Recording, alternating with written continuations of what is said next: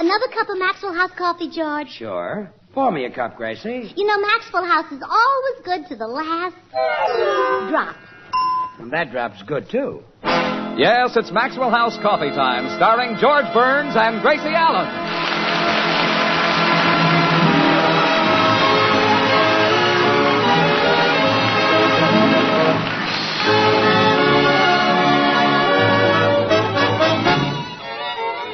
With yours truly, Toby Reed, Meredith Wilson, Sarah Berner, Gail Gordon, Frank Nelson, Will Wright, the Maxwell House Orchestra, and Bill Goodwin. For America's Thursday night comedy enjoyment, it's George and Gracie. And for America's everyday coffee drinking enjoyment, it's Maxwell House. Today, more Americans buy and enjoy Maxwell House than any other coffee at any price. Yes, Maxwell House, always good to the last drop.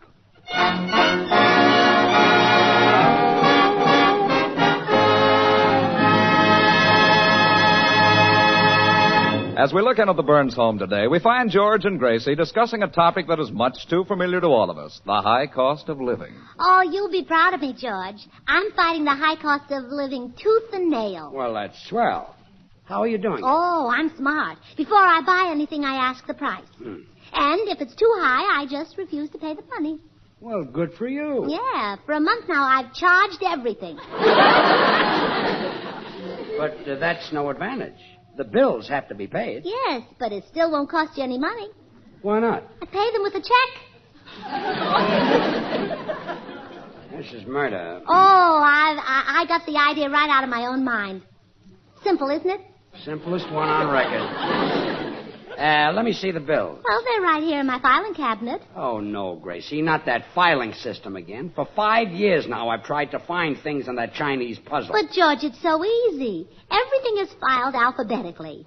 Now, which bill do you want first? The grocery bill. All right, look under T. The grocery bill is under T. Well, sure. We buy our groceries at Beasley's Market. His market is 2 blocks down the street. T for 2. What if the market was 4 blocks down the street? I'd file it in the same place. T for twice 2. Okay. Well, here's the grocery bill. Holy smoke. Don't tell me eggs are this high. They're like diamonds, George. Before long, hens won't lay them on the ground anymore. They'll go right to the bank and make their deposit. How about the meat bill? Where do I find that? Under C. Meat bill is under C? Yes. We buy our meat from the butcher. His name is Fleischenheimer. C for can't spell it. Okay, here it is. Oh, no. Couldn't you find any cheap meat? Well, I've tried, dear. See there on the bill. Ribs, 80 cents a pound. Shanks, 70 cents a pound. Oxtails, 60 cents a pound. Is that the best you could do? George, when you pass the tail, you're out in empty space.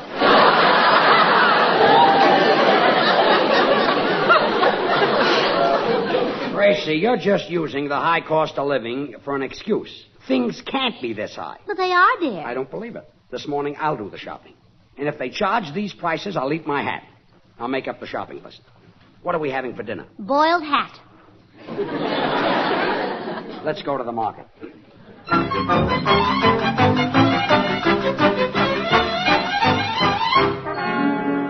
Here's your hamburger, Mrs. Fowler. That'll be $7.80. Would you like that delivered? No, thanks. I'll just put it in my purse. All again. Can I wait on you, sir? Yes, I'd like 3 pounds of sirloin steak. 3 pounds of sirloin steak. Yes. Tell me, are you a veteran? No, why? Well, I thought you could finance it on a GI loan. Now, look here. How about a nice soup bone of steer beef? You can swing that on our 30-day credit plan. No, don't buy that, George. He's been selling me meat from that same steer for 2 years now. I even know the steer's name. Charles. Charles? Yes. Every time I ask for a roast, he says, I'll give you a piece of chuck. Well, he's not giving me a piece of anything. We'll do without meat. Come on.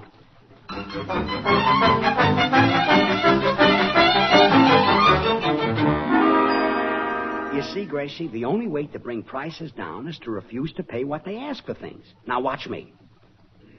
Mr. Beasley, Oh, yes, Mr. Burns. how much is canned tuna? 70 cents a can. I won't pay it. That's right. We'll plant our own tuna. Oh, I get a kick out of your wife, Mr. Burns. She's so mentally adolescent. Oh, careful with those compliments. My husband's here. Let's get on with the shopping. Yeah. I'll take a pound of butter. Yes, sir. That'll be $1. $1? Don't you wear a mask instead of an apron? Come on, Gracie. Let's go to the vegetable department.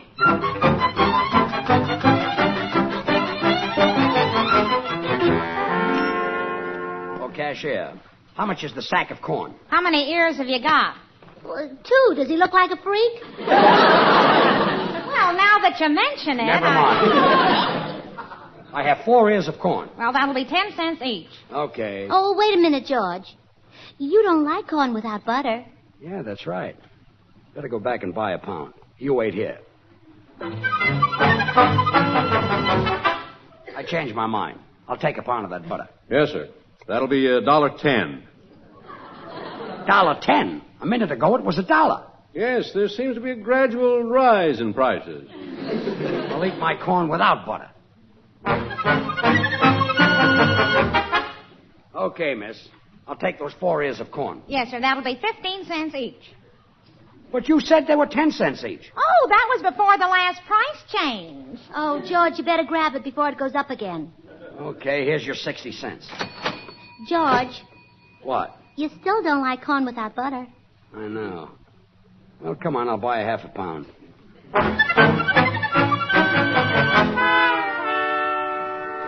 Yeah, that's what I said, a half a pound of butter. How much is it now, $1.25? No, 90 cents. Well, you see, Gracie, I forced the price down. That's 90 cents a half pound. Well, charge it, Mr. Beasley. And would you please help me carry something out to the car? The butter? No, my husband, he just fainted.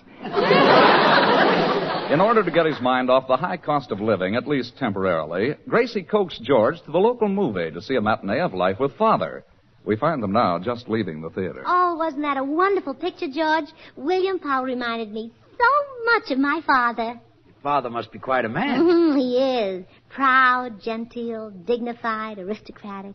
And the best delivery man at the fertilizer factory. Father's a big man. Right on top of the heap. Yeah? So many things in Life with Father reminded me of my own family. The oldest boy going off to Yale and the youngest... Don't tell me anyone in your family went to Yale. My brother Willie. And was Harvard jealous. Harvard wanted one? Oh, yes, but Yale wouldn't let him go. They said Harvard would just have to go on studying the theory of evolution from pictures. Gracie, I don't want to hear any more about your family. You're still worried about the high cost of living, aren't you? Yeah, I guess I am. You poor darling. If I could only make some money to help you. George, I've got an idea. What is it? I'll write a play about my family. It'll cost you about $5,000 to put it on, and it'll make millions. No, Gracie. But family plays are all the rage now. I Remember Mama, Life with Father, Mother Wore Tights. Gracie, no. Well, look, I can make mine a combination. I'll call it I Remember Mama's Life with Father in Tights. No. And I'll get William Powell to play Father. And you can be one of his sons. Gracie, the idea is ridiculous. Oh, yeah, you're right. You play the father and he'll be the son. Forget the play. Every time you get one of those ideas, I get in trouble. But I want to keep you from worrying about money. You're heading for a nervous breakdown, and I want to help you.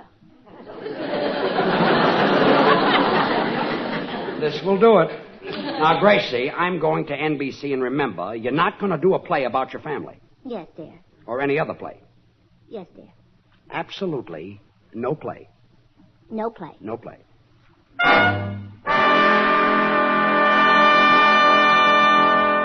Meredith, how do I go about putting on a play? Well, first of all, you have to look around and find an angel. In Hollywood? Well, any place, just so he's wealthy. Now, Tommy Manville has been an angel several times. Well, he keeps slipping back, though, doesn't he? Gracie, the term angel is applied to a man who finances a play. Oh, well, how about you financing my play, Meredith? Oh, I'd like to, but all my money's tied up. It is?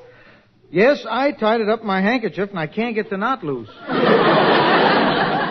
But I could offer my services as an actor. Oh, have you had any stage experience? I was always prominent in the Mason City, Iowa Festival of Corn. I once portrayed a bloodhound in Uncle Tom's Cabin. I bounded across the stage, sniffing with my nose to the ground. But apparently the critic thought I had my nose in the air. Oh, really? Yes, he said I smelled to high heaven. Well, Meredith, I think you're just right for my play. I am? Yeah, but first I've got to find a backer. Don't you know any rich man? Well, now, let me see. I read in the morning paper that Mr. Judson, the Texas oil millionaire, is in town. He's staying at the Plaza Hotel. Oh, he sounds like just the man. I'm sure I can get $5,000 from him. Why are you putting on a play, Well, to Gracie? help George meet expenses. Oh. The high cost of living has got him so worried, and I'm afraid he'll have a nervous collapse. Oh, you're a true blue helpmate, Gracie. George is a lucky man.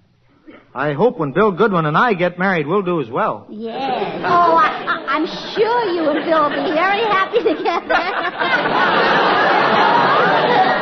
So, goodbye, Meredith. Goodbye.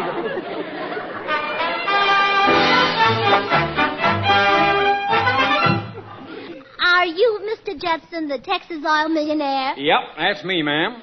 Well, howdy, partner. I sure am all fired glad to meet a fellow Okie.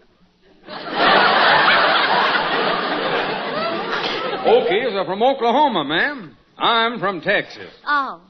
Well, I'm sure all fired glad to meet a fellow Texie.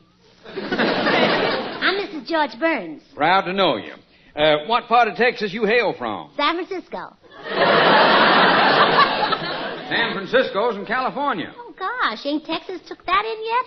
Yeah, I like your spirit, ma'am.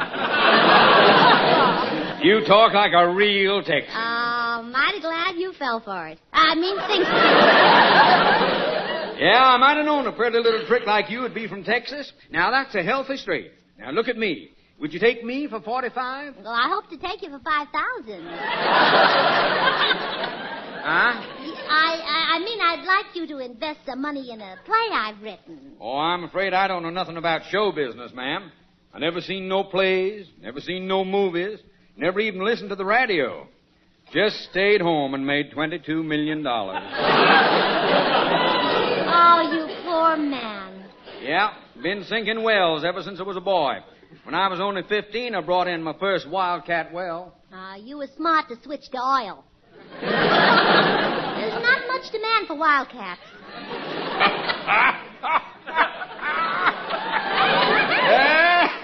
I like your sense of humor, ma'am. But I better stay out of this show business. Oh, please, Mr. Judson. I'm going to do this play to help my husband. The poor man is practically out of his mind. Why, you fine, sweet, brave little girl. Why didn't you tell me? What? You're doing this to help your mentally unbalanced husband. Well, he isn't... Oh, I know how you feel. You see, my wife ain't too bright. Now, see here, Mr. Judson, my husband Now, is... you don't have to say no more, Mrs. Burns. I can sure find $5,000 for a woman whose husband is, shall we say, peculiar. Let's say he's nuts and make it 10,000.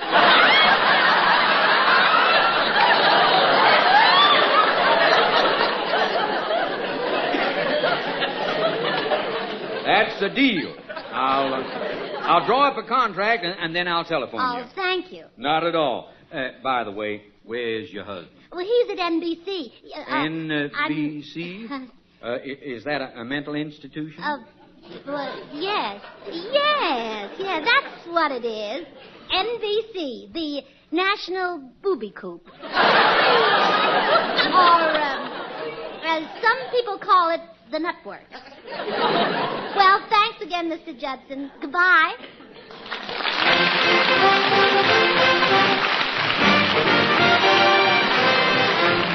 Here's Meredith Wilson and the orchestra.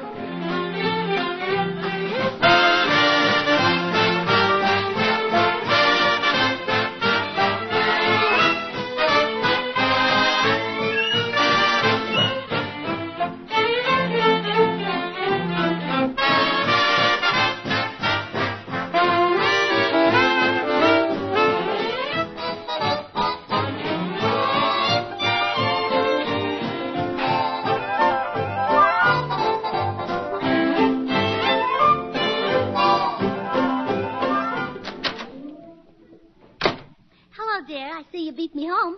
Yeah. Just had a phone call, Gracie. Oh? A man wanted to speak to you. Oh? Said he was Mr. Judson, an oil millionaire. Uh-oh. Said you'd been to see him. What for? Well, the car needed a quart of oil. Gracie, he mentioned $10,000. Yeah, that's why I didn't buy the quart of oil. I thought it was a little high. Gracie, why did you go to see Mr. Judson? Well, all right, George, I'll tell you. Good. And don't give me another wild story. I want the truth. Well, Mr. Judson thinks you're the world's greatest singer, and he'll give you $10,000 a week to advertise his oil company. Gee, for a minute I thought you were coming up with a wild story. From time to time and every climb, blessings come from above. Do you think my voice will sell gasoline? Oh, yes, darling. Everyone who hears you sing will take gas.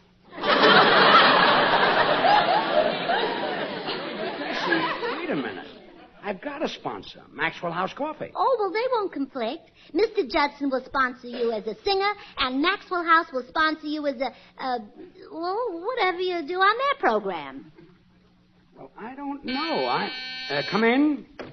Hi, Burnses. Hello, Bill. Bill, do you think the Maxwell House people would object if I did a singing program? Oh, you bet they would. Then I better turn down the oil show. What's for another product? Well, go right ahead. For a minute, I thought you planned to sing for Maxwell House. It's the very best in coffee drinking pleasure, yet it costs but a fraction of a penny more per cup than the cheapest coffee you can buy. But your voice can force Maxwell House into the buttermilk business. Well, Bill, apparently you haven't heard George sing lately. Give him a sample, Sugar Throat. Unleash those atomic tonsils and spray us with that radioactive voice. From time to time and every climb, blessings come from above.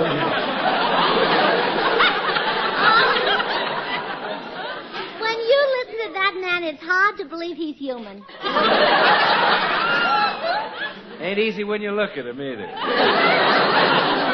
I mean, he doesn't sound like a man. When he sings, it's more like you've just heard a big bird. If he sings again, you'll hear the biggest bird. Never mind, critic. Just wait till I get my own program for Judson's Oil. Yes. Now, George, you run, hop in the bathtub, and vocalize. I want to talk to Bill. Okay. To summer name, I love the Spain. I love there's a lucky Oh, Bill. You almost ruined things. How? Well, Mr. Judson isn't going to sponsor George's singing. He sounds like a sensible man. Actually, he thinks George is a lunatic, and he thinks NBC is the national booby coop. Like I said before, he sounds like a sensible man. But don't tell George. He doesn't know what I'm up to. Say, Gracie, I'm single, but I thought wives never did anything without their husband's permission. You are single, aren't you? Come on, Bill. Drop me at the beauty shop. Okay.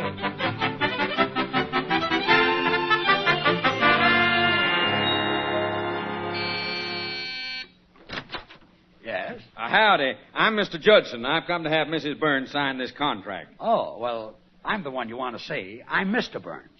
You're her husband? Yes.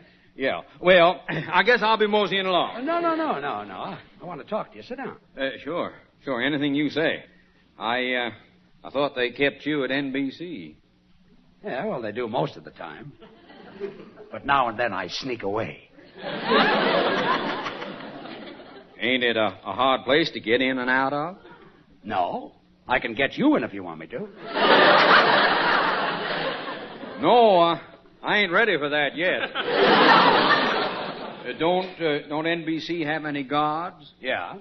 But in Hollywood, it's hard to tell who belongs in there and who doesn't. Yeah, reckon it is. Could anybody come in to see you, Mr. Burns? Oh, no.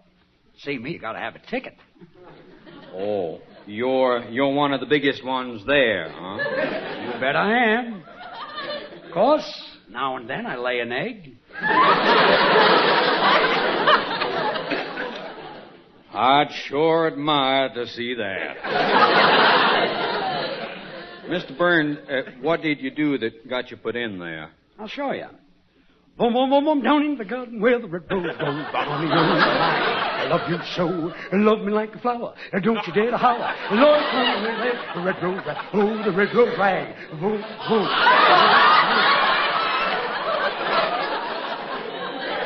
That's what did it. And well it might.